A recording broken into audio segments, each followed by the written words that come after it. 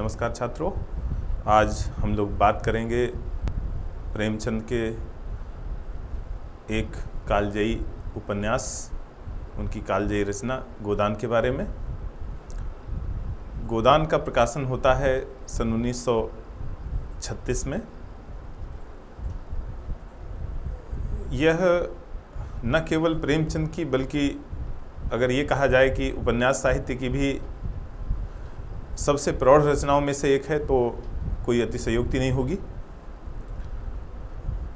उपन्यास के तत्व की दृष्टि से अगर हम इस पर विचार करें तो सबसे पहले हम देखते हैं इसका शीर्षक। इसका शीर्षक उन्होंने गोदान रखा। गोदान की गाय पालने की जो एक इच्छा है या कह दें आकांक्षा है, वो एक गरीब किसान के अंदर कितनी बलवती होती है, इस आकांक्षा के इर्द गिर्द यह उपन्यास चलता है। अवसर मिलते ही हम देखते हैं कि जो उपन्यास का पात्र है होरी, वो गाय अपने यहाँ ले आता है।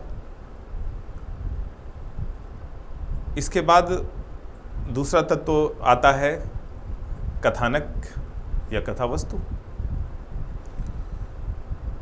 गोदान उपन्यास का कथानक एक किसान परिवार की, एक किसान की, एक जिसे प्रेमचंद की भाषा में कहा जाए मर्यादा पालने वाले, एक मर्यादा का ध्यान रखने वाले किसान की एक करुण गाथा है।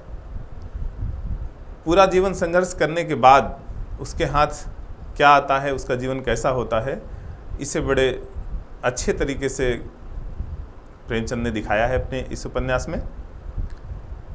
इसके पात्र होरी, उसकी पत्नी धनिया, पुत्र गोबर, बाद में जो उसकी पत्नी बनती है जुनिया, और कुछ नगर परिवेश के भी पात्र हैं। ग्रामीण नगर दोनों कथाओं का चित्रण है।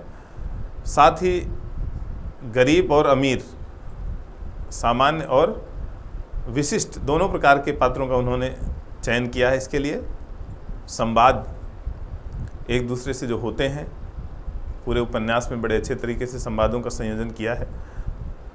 हम लोग जानते हैं कि प्रेमचंद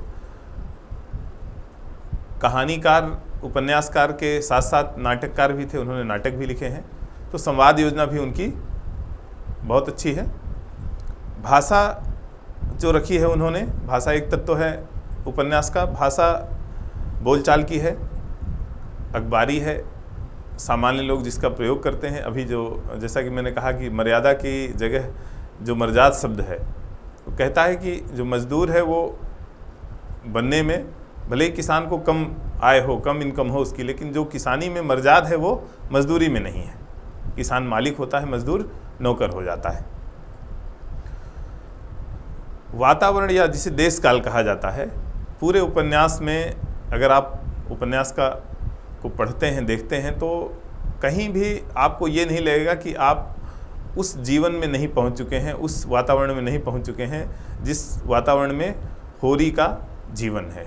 हालांकि तत्कालीन समय की बहुत सारी चीज़ें आज के समय में समाज से दूर होती जा रही हैं, जैसे बैल और हल चलाना, इसका स्थान ट्रैक्टर ने ले लिया है। लेकिन हम अगर इसको पढ़ते हैं तो हम उसी स्थिति में पहुंच जाते हैं। यही एक उपन्यासकार की, यही एक साहित्यकार की खूबी होती है, यही एक उसकी कला होती है कि वो हमको उस स्थान पर ले जाता है जहां वो ले जाना चाहता है। अब जो एक और तत्व है, जो अंतिम तत्व कहा जाएगा, उद्देश्य।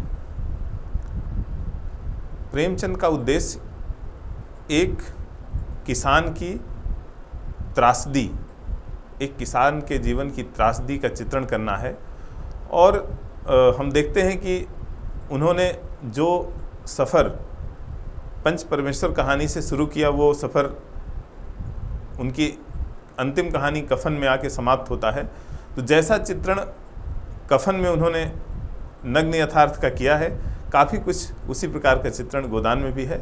यही उद्देश्य था उनका कि वो समाज को ये दिखा सकें कि समाज कैसा है। धन्यवाद।